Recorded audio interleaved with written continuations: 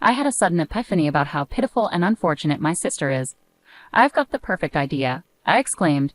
"What kind of idea?" a curious voice asked. "Well, just watch closely." Jessica, dressed in an extravagant wedding gown, one fit for a grand ceremony, gestured for a microphone. Once she received it, she turned to the gathered guests and confidently announced, "Would anyone care to take my sister off our hands? She's not particularly well educated, and she's not getting any younger, is she?" As she spoke, Jessica glanced at her sister with a smug, mean-spirited smile, unaware of how inappropriate her actions were. Her blunder changed the atmosphere in the room immediately. Murmurs spread throughout the crowd, and some guests began casting cold looks in Jessica's direction. Oblivious to the shifting mood, Jessica gripped the microphone tightly again. "Come on, sister, you need to sell yourself more. There are plenty of handsome doctors here. You really don't understand what you've done, do you?" At that moment, an unexpected incident occurred. My name is Emily Nichols, a plain 29-year-old working woman. I don't have any particularly outstanding features, except for one unusual fact. After graduating from middle school, I pursued a career in law and obtained my attorney's license. I have a sister named Jessica, 2 years younger than me. She's charming in appearance and sociable by nature, so she has always been treated specially by our family. I am not particularly noticeable in appearance, just plain, and I fit within the average range in terms of style. Moreover, I'm not especially charming, so I was never much cherished by my family or relatives. I hardly felt any affection and was often treated coldly within our home. I couldn't compete with Jessica's natural charm, and she monopolized our parents' passionate love. On the other hand, all I received were harsh looks.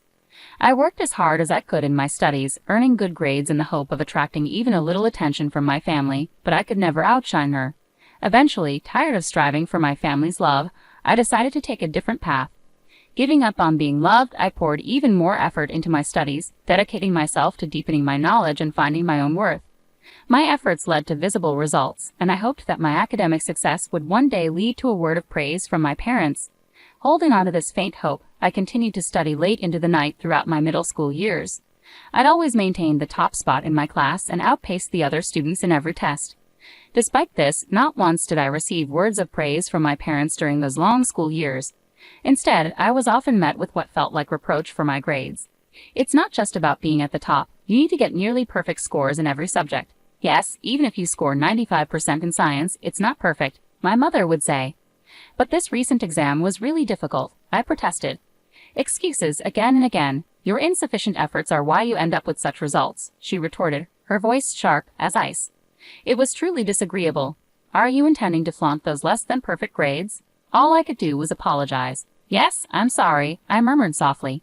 No matter how much time and effort I invested, my results never matched my parents' idea of perfect. They never acknowledged my efforts. Any score less than 100% was just a reason for reprimand. But more than my parents' coldness, my sister Jessica's seemingly innocent words hurt more. "Oh, sister, you're not getting lectured again, are you?" she'd say, entering my private space without permission and smirking at my report card. "Good grades and still scolded. That's sad. I get praise for barely passing." "Did you come here just to say that?" I asked. "I was worried maybe you were down again, but I didn't expect such a cold reception." Jessica feigned concern. "If you were really worried, you wouldn't speak to me like that." That was my report. "See, that's your problem. You're always like this, so standoffish. That's why Dad and Mom don't show you love," she said, her gaze as cold as ice as she looked down on me with unmistakable contempt. For a brief moment, her attitude was palpable even as she departed. After she left, the sound of her cheerful laughter with our parents could be heard from the living room. I should have been used to this kind of situation by now, but the sadness that suddenly welled up inside me couldn't be contained, and tears began to streak down my cheeks. In my hand was the report card, crumpled beyond recognition in my clenched fist. I resolved once again to stand on my own and break free from this suffocating family environment. I determined that excelling in my studies and enhancing my abilities was essential for my escape. From that moment on, I threw myself into my studies with even greater zeal than before. One day, as the autumn breeze swept through the classroom windows, my father made an unexpected announcement. "Emily, you will not pursue high school. You'll immediately start looking for a job," he stated coldly. I was at a loss for words, unable to mask my confusion. "Why would you say something like that?" I asked, trying to keep my face expressionless. "Further investment in you is unnecessary," my father replied. "If you want to go to high school, pay for it with your own earnings. If that's impossible, then you have no choice but to give up." "But I'm still in middle school. Work opportunities are limited for me. I protested, my voice trembling. How am I supposed to? My protest fell on deaf ears. Then you must resign yourself to this, my father declared definitively.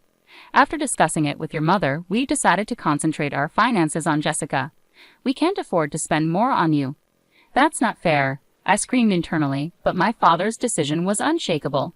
His abrupt words drained all the color from the world around me, painting everything in shades of gray. My mother and sister watched me, their faces wearing smiles that were uncomfortably gleeful. I understand much more now. For example, there were options to cover high school expenses, such as finding schools that offered tuition waivers or scholarships. However, back then, without the knowledge to access such information, I was simply devastated by the closure of my path to further education. From that day on, my passion for learning faded rapidly. The praises of my homeroom teacher, who had always admired my grades, rang hollow. The lack of attention to education at home made my prospects of advancing to higher education even more hopeless. Eventually, I stepped into the next stage of my life, working at a local factory immediately after graduation. At the time, I was not yet of age to live independently and support myself. Therefore, until I reached the age of 18, I continued to work as hard as I could. My salary from the job was primarily contributed to the household, and the meager amount I kept for myself was saved for the future. Those difficult days felt like crawling through an endless tunnel. On my 18th birthday, I finally left that house, leaving a single letter for my family. With my decision in my heart, I walked away from the home that now only existed in my memories. The family's reaction afterward was ironically as if I had never existed, complete silence, without a single phone call or letter. Initially, living apart from my family caused me heartache, and the loneliness cast a shadow over my days. However, as time passed, the loneliness gradually eased with the busyness of work. Since moving out and starting an independent life, the stress I had felt at home disappeared, and I began to experience a mental spaciousness I had never felt before. This newfound peace of mind reignited a new enthusiasm within me. I regained my former passion for academia and decided to start learning anew. As I began to study again after a long hiatus, I started with the basics, reviewing them diligently. The joy of learning filled my heart once more, and before I knew it, I was continuing my studies with ease. After that, I started to delve into high school textbooks and simultaneously began extensive reading. During my reading journey, I became fascinated by books on law, which sparked a profound interest in the legal profession.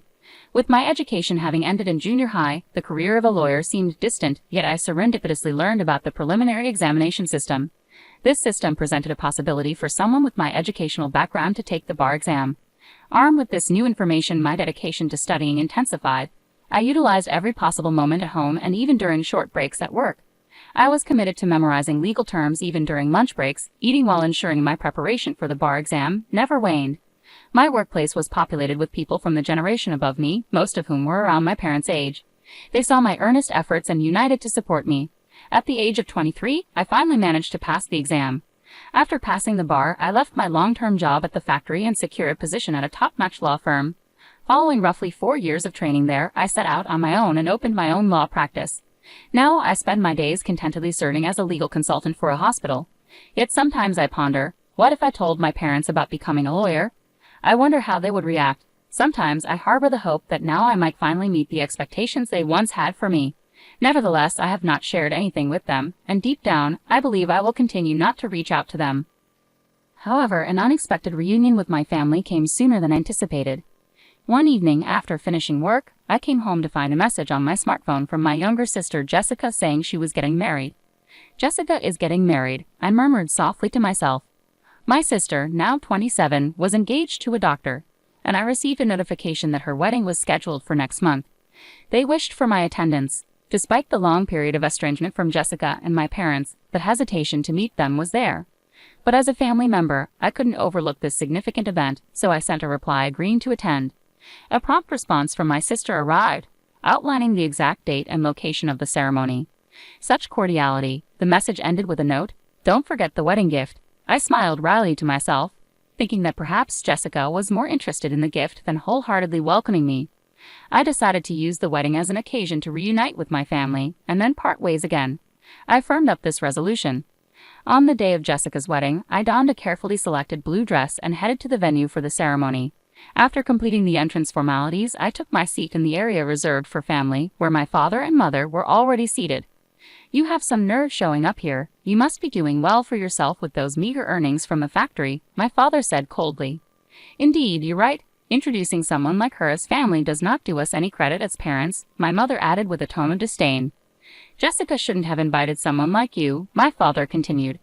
I told them exactly that, but they insisted on receiving the celebration money regardless, my mother stated quietly. Despite my presence right before them, they carried on this conversation without hesitation. This was the reality I faced. A faint hope that sharing my side of the story might bridge the gap between my family and me existed, but it was swiftly shattered, crumbling inside me. Both my father and mother seemed to completely avoid any conversation with me. In the quiet, I glanced around the venue and noticed some familiar faces among the groom's side. Hadn't I seen that person somewhere before? I mused to myself, feeling a sense of déjà vu with the person sitting next to them as well. While tracing my uncertain memory, I looked up the groom's name and my suspicion turned into conviction. The connection I had anticipated became clear. I couldn't entirely hide my faint surprise. Such a coincidence. It's almost like a twist of fate. I marveled at the thought. However, I decided to keep my emotions in check and spend the day quietly as part of the ceremony. As the program proceeded, the bride and groom made a glamorous entrance, followed by speeches and entertaining performances that softened the atmosphere. As time passed, the banquet gradually shifted to dinner and then to photo-taking sessions. Throughout this time, my parents got up without acknowledging my presence and moved towards the front where the bride and groom awaited. Jessica, as if drawn by a magnet, clung close to them, showing a happy smile with each photograph taken. While pretending to feel nothing about the scene unfolding before me, I focused silently on the meal in front of me. Unexpectedly, my sister Jessica quietly approached me. She came closer with a smile, but her eyes had a spark of something more than excitement to see her sister after so many years. It seemed like she was up to something else. Big sis, it's been such a long time, hasn't it? Are you happy to spend time together like this? She asked lightly. I nodded quietly, expressing my genuine thoughts. Yes, the banquet food is really wonderful, I said with a sarcastic smile. Jessica continued, you can't get such luxurious food at the factory you work at, can you? You should be grateful for this opportunity. Something inside me felt like it was being torn apart, but I didn't show it on my face. Jessica's words became sharper, tauntingly piercing me. Oh dear, did I upset you?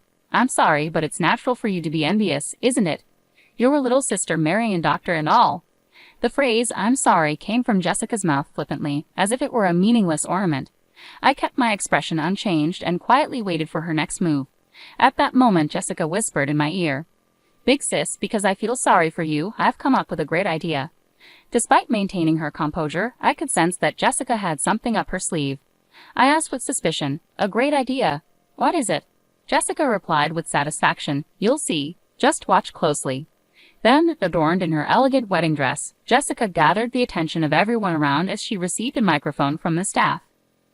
Suddenly, she announced loudly to the guests, Ladies and gentlemen, you may not be aware, but my sister is here.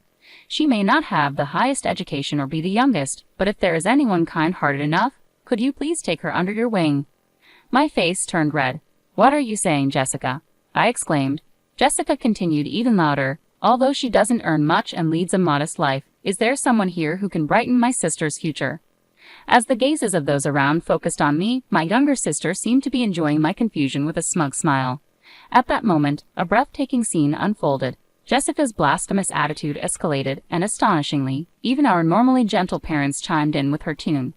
Please, treat her kindly. This frivolous comment from my parents was the last straw for me. Rage swirled within me. To ridicule a person so much at a time of happiness, how far will you go to be satisfied? I can't believe this. But now it was time for them to be confronted with reality. As the atmosphere shifted and murmurs increased throughout the venue, Jessica, unaware that she was once again the center of attention, cheerfully took the microphone and called out, Annalie, look, there are so many doctors gathered here. It's your chance. I maintained silence, conveying a strong will through my somber gaze. This is the end for you. A confused Jessica could only respond with, I continued more calmly towards her, you'll understand soon just how terrible your actions have been. Just as Jessica tried to make an excuse, the groom suddenly raised his voice to address the venue. Wait, please, why are you leaving your seats? The venue was riveted by his voice. Looking towards the groom, it was evident that all his colleagues from work were standing up, heading for the exit. Even as the groom tried to stop them, a dignified man who appeared to be the hospital director spoke to the groom with determination. The recent remarks of the bride were so unpleasant that I'm in disbelief. I apologize, but we can no longer stay here. We will take our leave now." In response, the groom hurried to stop the hospital director, offering to take responsibility for her words and actions. "Please wait. I admit her words were inappropriate. I'll speak to her directly and ensure she undergoes a serious change in awareness." However, the hospital director pointed out the gravity of the issue and revealed a background that the groom was unaware of. The crux of the problem isn't just that. Do you not know what kind of person her sister is? The groom, though confused, admitted he knew nothing about her sister. "No, I only met her sister for the first time today, and all I've heard was that she worked in a factory after graduating from middle school." The hospital director could not hide his irritation at the groom's ignorance. "Don't be ridiculous. Her sister is a respected lawyer and also serves as the legal advisor to our hospital." The groom was shocked to learn of this fact, indicating he was unaware that I was the hospital's legal advisor. "And the lawyer is our hospital's advisor," the director continued. Not only the groom, but also Jessica and my parents were at a loss for words. I am contracted as the legal advisor of that hospital, and the hospital where my sister's husband-to-be works is the hospital I work at. The reason why the groom looked familiar was that I had seen him several times at hospital events. The other guests probably came to the same realization upon seeing me. My sister's inappropriate comments only added fuel to the fire, and that's why the hospital director openly expressed his outrage. Although the groom himself is a member of the hospital's medical staff and has no direct relation to me, to the hospital director and other staff, the legal advisor is of significant importance. The groom's face turned even redder in an instant, and he stepped toward Jessica, raising his voice in reproach. "What on earth is this? Because of your carelessness, my reputation is now tarnished." Jessica stumbled over her words for a moment, then defended herself like a bewildered child. "It's not like that. I truly had no idea that my sister was in such a prestigious position." The groom, growing more indignant, continued to reproach Jessica for her ignorance. "Ignorance is no excuse. And how can you speak so lightly and disrespectfully of your own sister? As a human being, your behavior is at the very bottom. You've truly lost sight of what's valuable." Jessica, desperately trying to elicit some understanding, pleaded, "Wait a minute, listen. I have a good reason." However, the groom, leaving no room for her explanation, declared decisively, "The withdrawal from the marriage itself. I have no interest in hearing your excuses. Our marriage discussion ends here." Shocked by his words, Jessica collapsed on the spot as if her soul had left her, her complexion turning deathly pale. Then, in a fit of anger, the groom disappeared from the wedding hall along with the guests. As I was about to leave, I heard a desperate cry from my sister behind me. "Please help me, Emily." But without being swayed by her cries, I confronted her with a stern tone. "Help you, you say? Why should I do such a thing for you? The situation you find yourself in is the result of the seeds you have sown. Attempting to get a laugh with a joke that mocks others and then playing the victim when it fails is a pathetic sight that I cannot accept." Jessica, fraught with confusion and anxiety, pleaded, "Why are you using such harsh words? If I had known about your success as a lawyer—" With a quiet yet firm attitude, I responded, "Why should I need to inform someone who has never contacted me about my profession? In fact, I was planning to end our relationship after this wedding, but now, having witnessed your unfortunate end, I'm somewhat satisfied. You must be disappointed that your engagement to a doctor has been called off. Well, you better work hard to find your next prospect." With these words, I left the venue with dignity. From afar, I could hear the critical voices of my sister and parents from the guests. Everything proceeded as expected, and my sister's marriage was no more. The parents who had thought a secure future was assured through my sister marrying a doctor expressed their anger towards her for the first time. Due to the commotion, my sister, always pampered, couldn't withstand their anger and sought salvation with a broken heart, but I ignored her pleas without any sympathy. I never answered the phone despite repeated attempts, and I cut off all methods of contact with my family. I heard that my sister had quit her job, now without employment, estranged from our parents, and spending her days shut in at home. As for me, I am maintaining a very satisfying state in both my work and private life, leading a peaceful existence without any significant problems. Although the bond with my family hasn't been smooth sailing, I am fortunate to be blessed with a great deal of support from people in my professional life and my day-to-day existence. This blessed environment isn't due to chance but the result of long-term self-investment and persistent effort. There were days when I faced harsh trials, but it is because I overcame each one that I am where I am today. Reflecting on my past struggles and recognizing their value for myself, I now hope to continue living a fulfilling life at my own pace, setting realistic goals while keeping stress to a minimum.